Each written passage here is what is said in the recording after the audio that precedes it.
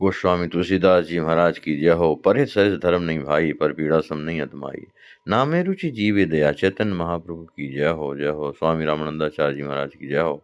राम भजन और साधु सेवा। स्वामी श्री रामलला सरकार की जय हो। श्री अयोध्या धाम की जय हो। श्री सरजू मैया की जय हो। कौशल्या अम्मा जी की जय हो। दशरथ जी महाराज की जय हो। प्यारे प्यारे रामलला सरकार की जय हो। मेरे जीवन में अब कर दे, मेरे जीवन में अब कर दे तू कृपा की बरसा। देना हो तो दीजिए जन्म जन्म का साथ।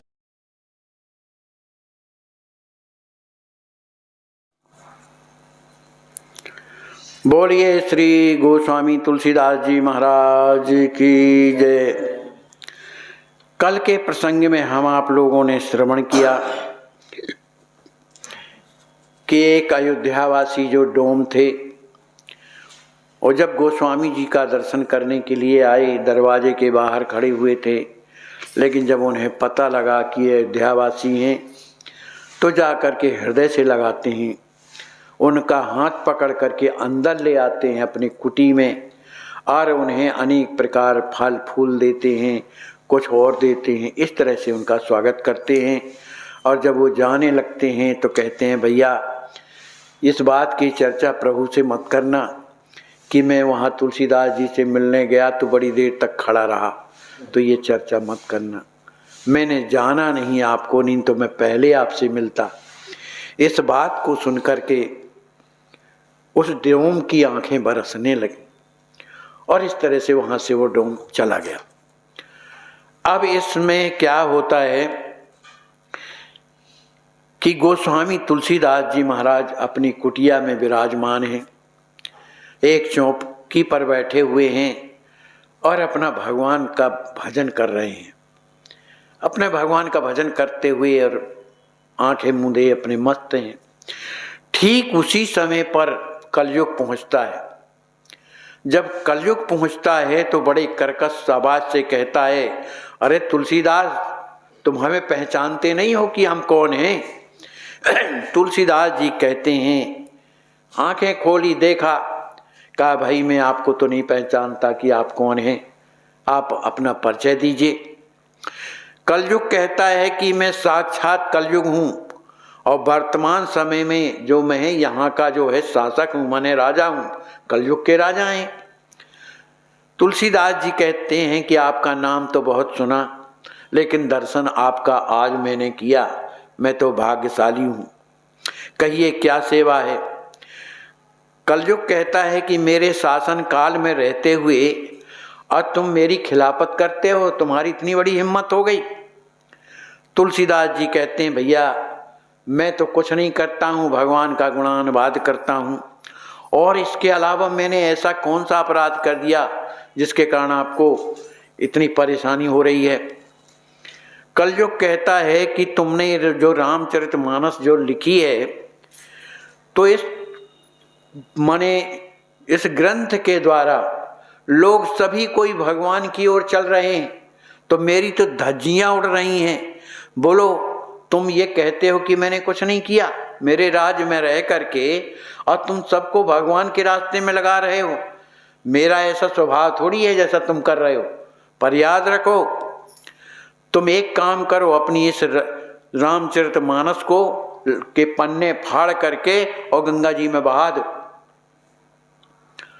अब जब ऐसा कहा, तुलसीदास जी बेचारे कुछ बोले नहीं, बड़ी बड़ी आंखें दिखाता हुआ तलवार नंगी तलवार लिए था हाथ में।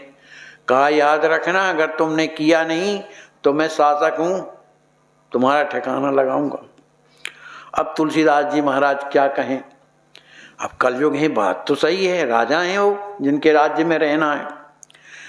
अब सोचने लगे कि भगवान की कैसी लीला है कि एक तो मुझे प्रेरणा देकर के हनुमान जी महाराज और भोलेनाथ इस ग्रंथ लिखवाए, और पूरी बला इसी ग्रंथ से हो रही।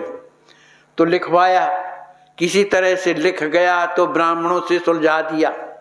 अब किसी तरह से वहाँ से निपटे तो अब कलयुग भगवान आ गए। अब मैं क्या करूं, अब कहाँ जाऊं?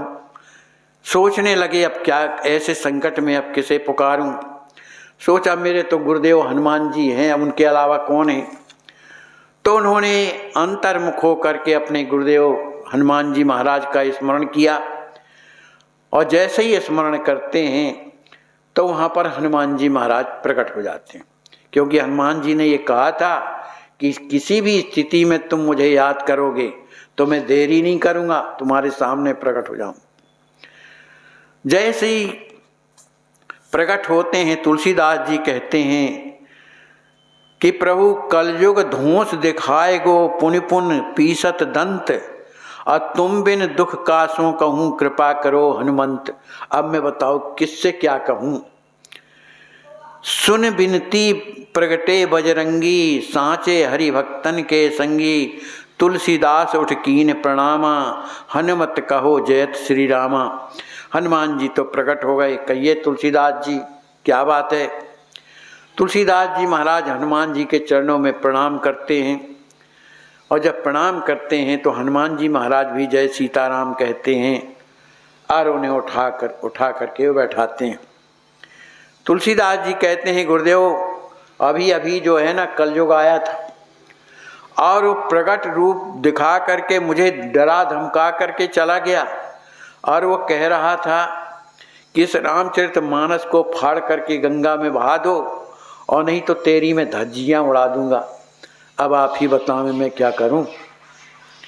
अब हनुमान जी सोचने लगे क्या करें।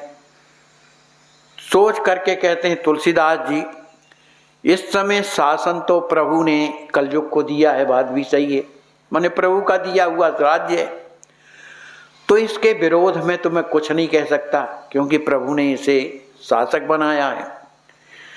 और ये निश्चित है कि ये भक्तों का विरोधी है, जो धर्म करेंगे उसका विरोधी है, क्योंकि इसका स्वभाव है कलयुग है। पर चिंता मत करो, मैं उपाय तुम्हें बताता हूँ, तुम निराश बिल्कुल मत न हो। तुम एक काम करो, और आशा है कि वो काम अगर तुम पूर्ण कर लोगे तो तुम्हारे ऊपर जो है भगवान की कृपा होगी, और कलयुग तुम्हारा कुछ नहीं कर सकता। तुलसीदास जी कहते हैं तो फिर गुरुदेव बताइए मुझे करना क्या है। हनुमान जी कहते हैं तुम एक काम करो, एक विनय पत्रिका लिखो, विनय पत्रिका, जिसमें प्रभु के गुण भी हों और प्रभु की कृपा भी हो, है ना, और भक्तों के प्रति उनकी छाया कैसी होती है, माने किस तरह से कृपा होती है, इस तरह के पद उसमें लिखो। और जब वो ग्रंथ तैयार हो तब मुझे वो ग्रंथ देना, तब मैं जा कर के श्री लक्ष्मण जी महाराज के चरणों में प्रार्थना करूँगा, उन्हें मैं अगुआ बनाऊँगा राम जी के दरबार का, और भरत जी महाराज जो है उसका सत्यापन करेंगे कि ये बहुत अच्छी बात है। और श्री राज किशोरी जी से हम भी वहाँ पर माने प्रार्थना कर लेंगे कि कृपा करो इस ग्रंथ के ऊपर, तो सब काम बन जाएगा। इसलिए तो पहले विनय पत्रिका लिखो। तुलसीदास जी ने कहा ठीक है प्रभु मैं लिखूंगा, जो आज्ञा कह करके, और हनुमान जी तो अदृश्य हो गए। अब यहाँ पर तुलसीदास जी महाराज अब कुटी में दूसरे दिन विनय पत्रिका लिखने के लिए तैयार हुए। कागज कलम उठाए, उस समय भोजपत्र चलते थे भैया, भोजपत्र होते, तो माने उसी में लिखने लगे। तो पहले उन्होंने गणेश जी की वंदना लिखी, गाइए गणपति जगवंदन, शंकर सुवन केसरी नंदन, सिद्ध सदन गज बदन विनायक, कृपा सिंधु सुंदर सब लायक, मोदक प्रिय मुद मंगल दाता, विद्या वारिद बुद्धि विधाता, मांगत तुलसीदास कर जोरे, बसहु राम सिए मानस मोरे। ये पहला पद लिखा। ऐसे बहुत से पद लिखे, और पद लिखते लिखते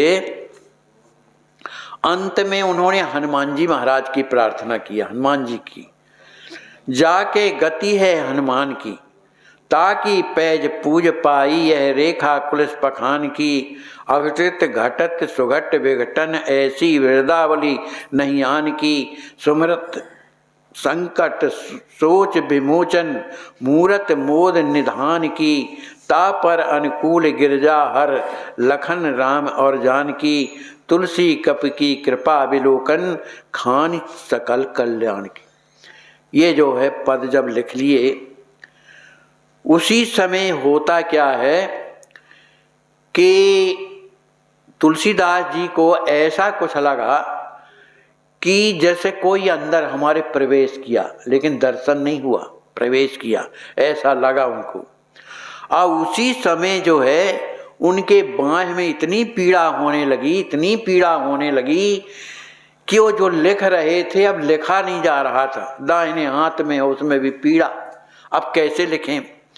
किसी तरह अब और पद लिखने की स्थिति में थे, लेकिन दर्द बिल्कुल प्रति क्षण बढ़ता जा रहा था। इतना ज़्यादा दर्द बढ़ गया कि उन्होंने कलम वहीं पर रख दिए और कराहने लगे। जब कराहने लगे तो सोचने लगे कि ये पीड़ा का क्या कारण क्या हो सकता है। लगता है कोई अशुभ परिणाम प्रारब्ध का होगा, इसीलिए तो हो रहा है, या कोई ग्रह दशा मेरी आ गई होगी इसलिए है। और यह सोचने लगे कि आखिर यह क्रम से क्रम असह्य होती जा रही, मानिए वेदना बढ़ती जा रही है, लगता है कि अब आगे मैं नहीं लिख पाऊंगा। और तो उन्होंने कलम पुस्तिका वहीं पर रख दिया। और जब रख दिया तो उन्होंने हनुमान जी महाराज की फिर प्रार्थना किया। अब जब हनुमान जी महाराज जब प्रकट हो गए तो यही विध छंद कवित्य अनेका, रचि राखे हनुमत पर टेका, हनुमान बाहुक रुचि गायो, पवन पुत्र को विनय सुनायो। तो उसी समय क्या होता है कि शंकर माने हनुमान जी प्रकट हुए। उन्होंने कहा पता नहीं ये इतनी ज़्यादा पीड़ा दे रही है कि हम आगे नहीं लिख पा रहे हैं, अब आप ही कृपा करिए। तो उन्होंने फिर आखिर भगवान शंकर और हनुमान जी में कोई अंतर तो नहीं, तो हनुमान जी महाराज ने शंकर भगवान का स्मरण किया और हनुमान जी प्रकट हो गए। अब जब शंकर जी जब प्रकट हो गए तो तुलसीदास जी महाराज को देख करके कि बड़ी पीड़ा है, करा है रहे हैं। आखिर भोलेनाथ क्या नहीं जानते, वो उन्हीं के चेला ने तो ये पीड़ा दी थी, भैरव जी ने। तो भैरव जी को कहने लगे कि बताओ, इतने संत जो सबका कल्याण करने के लिए ग्रंथ लिख रहे हैं और तुमने उनकी बाँह में पीड़ा दे के तुमने अच्छा नहीं किया, क्या गुनाह कर दिया है तुम्हारा जो तुम उन्हें पीड़ा दे रहे हो। तो भैरव जी कहते हैं कि तुलसीदास जी ने सबकी वंदना किया, सबकी वंदना किया है, पर मेरी नहीं किया है। अब बताओ, मेरी वंदना ना करे तो मुझे अच्छा लगेगा? तो ये अच्छी बात नहीं है, इसलिए मैंने पीड़ा दिया है।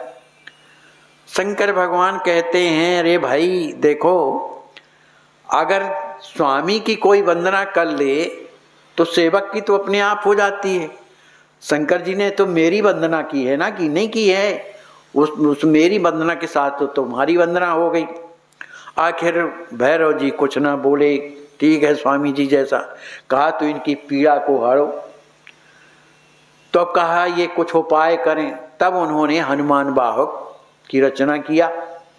और जब हनुमान बाहुक की जब उन्होंने रचना किया उसी स्थिति में, तब फिर हनुमान जी महाराज ने अपनी पूंछ का झाड़ा लगाया, अपनी पूंछ से झाड़ा। जब झाड़ा लगाया तो वो दर्द ठीक हो गया। अंत में सोचने लगे कि अब भैरव जी नाराज हैं तो उनके लिए पद लिखा जाए। तो विनय पत्रिका में उन्होंने भैरव जी का भी एक पद लिखा। भीषणाकार भैरव भयंकर भूत, प्रेत प्रमथा धिपति विपत्ति हरता, मोह मूसक मार्जर संसार भय हरण, तारण तरण करण करता। यस्य गुणगान गणति विमल मति शारदा, निगम नारद प्रमुख ब्रह्मचारी, शेष सर्वेश आसीन आनंदवन, प्रणत तुलसीदास त्रासहारी।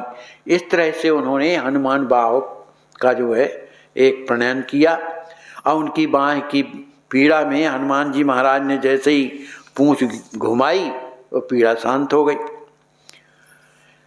अब इसके बाद क्या होता है, बिने पत्रिका लिख धरी हनुमत के संकेत, बैठ रही दरबार में प्रभु को स्वीकृत हेत।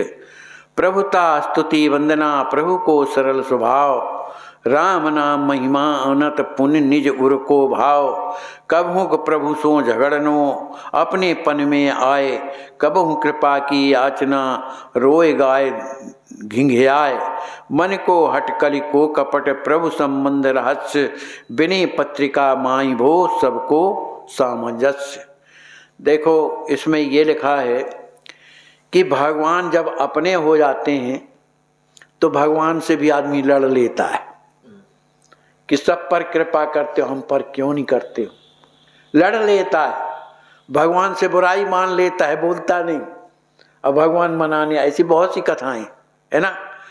तो इस तरह से जब बिने पत्रिका पूर्ण रूप से छप गई, माने बन गई, तो उस पत्रिका को हनुमान जी महाराज को दे दिया कि लीजिए अब आप, क्यों नहीं, उन्हीं ने कहा था कि बिने पत्रिका लिखो, क्योंकि कलयुग का डर तो सबको है, क्योंकि उसी के राज में रहना है। अब निर्भय होना है तो उपाय हनुमान जी ने बताया।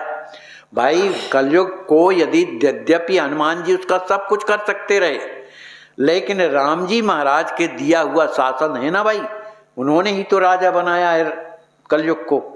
तो अब चूंकि स्वामी के का विरोध कैसे करें, इसलिए हनुमान जी कुछ नहीं बोले। उन्होंने उपाय बताया।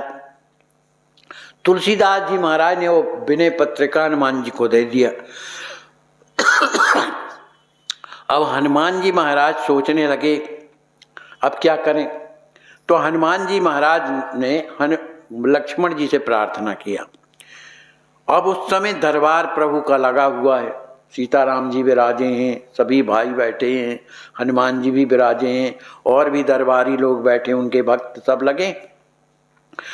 उसी समय पर क्या हुआ कि जब कोई गोपनीय बात जो प्रकाशित करनी होती है तो एक दूसरे से लोग कानाफूसी करने लगते हैं।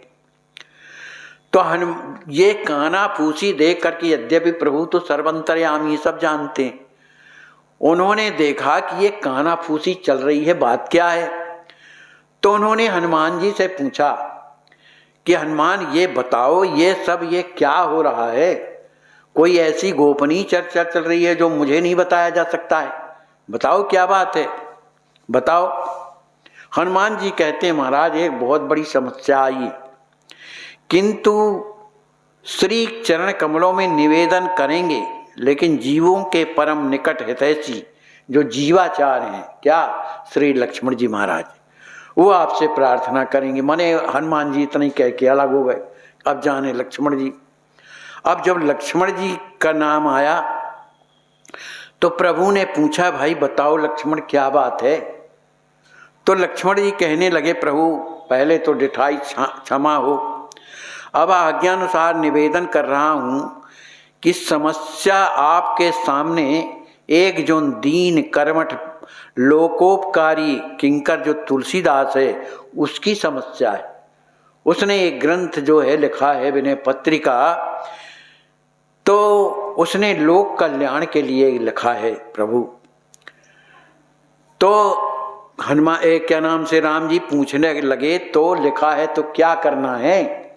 कहा प्रभु इसमें आपकी अनुमोदन चाहिए कि ये पत्रिका मानी सर्वमान्य इस तरह से चाहिए।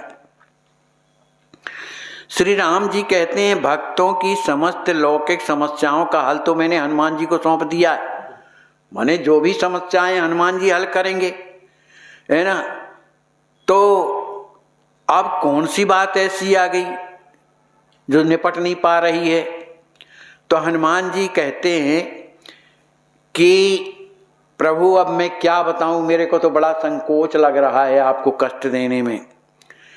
लेकिन हनुमान जी से लक्ष्मण जी कहते हैं अरे भाई समस्या जब तुम बताओगे नहीं तो फिर कैसे सुलझेगी। अब दरबार है, न्यायालय है, तुम अपना कहो। तब लक्ष्मण जी ने से हनुमान जी महाराज ने हनुमान जी कहते हैं प्रभु आपने जगत कल्याण प्रेरणा करके, आप ही ने तो प्रेरणा करके वाल्मीकि जी महाराज को योजना बना करके और इस कलयुग में अवतरण करके तुलसीदास जी को आपने प्रकट किया, मनी आप ही की नहीं है। और इसने बेचारे ने किसी तरह से विनय पत्रिका लिख ली तो कलयुग आकर के धौंस दिखा रहा है। अब बेचारा वो तुलसीदास करे तो करे क्या, आप ही बताइए। कहा ये तो मुझे राम जी कहते हैं, ये तो मुझे मालूम है कि तुलसीदास जी कौन है और ये योजना मैंने ही बनाई है, ये तो मैं जानता हूँ। लेकिन भाई हनुमान जी कहते हैं प्रभु बात ये है कि योजना जब आप ही की बनाई है और आप ही का जो है इस समय चल रहा है आदेश, उसी के अनुसार ये सब चल रहा है, तो अब प्रभु ऐसा है, अब वो कहने में झिझकते। देखो बात ऐसी नहीं है, स्वामी के सामने सेवक को किस तरह से रहना चाहिए, कैसी बातें करना चाहिए, ये हनुमान जी अपने चरित्र से बताते हैं। भय संकोच कहीं बिगड़ न जाए इस तरह से। तो श्री राम जी कहते हैं अरे भाई जो इस पे आप लोग बात कर रहे हो तो आप लोग पहले अपना अपना विचार बताओ, इस माने जो विनय पत्रिका है पहले आप लोग बताइए। तो लक्ष्मण जी कहते हैं कि प्रभु ये जो कलिकाल है ना, ये कलिकाल ही सारी कठिनाई देने वाला है ना। आपके नाम के प्रति किसी की अगर थोड़ी बहुत श्रद्धा होती है तो कलयुग ऐसा उसके ऊपर जो है कष्ट देता है कि वो विमुख हो करके और इधर उधर घूमने लगता है। तो उसको ठीक करने के लिए ही तुलसीदास जी महाराज ने आपको पदों के माध्यम से आपसे प्रार्थना कर रहे हैं कि आपकी कृपा हो जाए तो कलयुग क्या कर लेगा। लक्ष्मण जी तो रह गए। अब कहा भाई जिसने अनुमोदन किया है वो कौन है, तो भरत जी महाराज खड़े हो गए। तो भरत जी महाराज से राम जी ने कहा भाई अब आप बताओ क्या कहना चाहते हो। तो भरत जी महाराज कहते हैं श्री चरणों की कृपा से जिन रसमय एवं रहस्यमय लीला चरित्रों को ऐश्वर्य एवं माधुर का समानांतर दिग्दर्शन कराते हुए श्री तुलसीदास जी ने जो विनय पत्रिका लिखी है ना, वो वास्तव में लोकोपकार के लिए, लोगों का कल्याण होगा। और बस इतनी कृपा आपकी चाहिए इसमें। ठीक है भाई। और अनुमोदन किसने किया, कहा उसमें किशोरी जी और हैं, श्री राज किशोरी जी। अब किशोरी जी स्वयं बोलने लगी, कहते हैं श्री करुणा निधान जीव मात्र के कल्याण हेतु आपके अवतरण एवं प्राणियों के भवतरण का जो मेरा प्रारंभिक प्रस्ताव था उसके अनुसार आपने त्रेता युग में तो कृपा की, किंतु वह बात लोगों के लिए पुरानी हो गई जो त्रेता में आपने कृपा किया। और ये चल रहा है कलयुग। तो कलयुगी जीवों को किस तरह से संसार से उस पार जाया जा सके, ये कलयुग का प्रभाव उनके ऊपर न पड़ सके, इसलिए जो है ये जो पत्रिका लिखी गई है विनय पत्रिका, इस पर आप कृपा करिए। श्री राम जी कहते हैं भाई ठीक है, सबका समर्थन तो मुझे मिला, पर वो पत्रिका तो दिखाओ क्या है, वो मैं भी तो देखूं। तो लक्ष्मण जी महाराज, हनुमान जी महाराज ने लक्ष्मण जी को दिया और लक्ष्मण जी महाराज ने ले जाकर राम जी के कर कमलों में सौंप दिया। अब जैसे ही हनुमान जी महाराज ने सौंपा, लक्ष्मण जी महाराज ने सौंपा, तो कहा भाई ठीक है पत्रिका तो मिल गई जिसने रचना की, माने जिसने लिखा तो पत्रिका तो मिल गई, लेकिन लिखने वाला कहाँ है। तो हनुमान जी कहते हैं मैं लाता हूँ पकड़ करके उसको। तो हनुमान जी जाते हैं और तुलसीदास जी महाराज की बाँह पकड़ करके और कोर्ट में खड़ा कर दिया राम जी के दरबार में। अब तुलसीदास जी महाराज ने जैसे ही देखा दरबार, चरणों में प्रणाम किया और हाथ जोड़ करके खड़े हो गए और कहने लगे दीन बंधु गरीब निवाज प्रभु की जय हो। विनय पत्रिका दीन की बाप आप ही बाँचो, हिये हेर तुलसी लिखी सो सोहाय रही, करी बहुर पूछिए पाँचो। श्री राम कहते हैं तुलसीदास जी महाराज यह बाँचने और पूछने वाला विधान तो पहले ही समाप्त हो गया, इसलिए कि ये सब पंचों ने भाई कह दिया कि ये अत्यंत सुंदर है, कल्याण होगा, कलयुग में लोग इसी के सहारे चलेंगे, ते तो बात पूछने की नहीं रहेगी। अब मुझे करना क्या है ये बताइए आप लोग। तो कोई नहीं बोला, किशोरी जी बोली। कहा प्रभु करना क्या है, आप तो सत्यापन कर दीजिए कि सर्वसम्मत से पारित हुआ, इसलिए आदेश देना है आपको, तो आप लिख दीजिए उसमें, अपने दस्तखत कर दीजिए। राम जी महाराज ने जो है विनय पत्रिका को लेकर के और थोड़ा बहुत पढ़ा लिखा देखा सुना और उस पर अपना स्वयं हस्ताक्षर कर दिया। जब हस्ताक्षर कर दिया, अब हनुमान जी महाराज कहते हैं महाराज और तो सब ठीक है, पत्रिका पर तो कृपा हो गई, इस लिखने वाले के ऊपर भी तो कृपा कर दीजिए। तो श्री राम जी महाराज ने जो है तुलसीदास जी महाराज का हाथ पकड़ लिया, अपने हाथ में थाम लिया। इस तरह से थामने के बाद और उनके सिर में हाथ फेरते हुए और कहा अब जाओ, तुम्हारा संसार में कोई पराभव नहीं कर सकता, कलयुग की तो हिम्मत नहीं है कि तुम्हारे सामने वो आ सके, जाओ और ऐसे ही लोगों का कल्याण करो। इस तरह से भगवान ने आशीर्वाद दिया और वह दृश्य समाप्त हुआ। इसके आगे की कथा क्या है ये कल हम आप लोग श्रवण करेंगे। श्री व्यास जी महाराज की जय हो।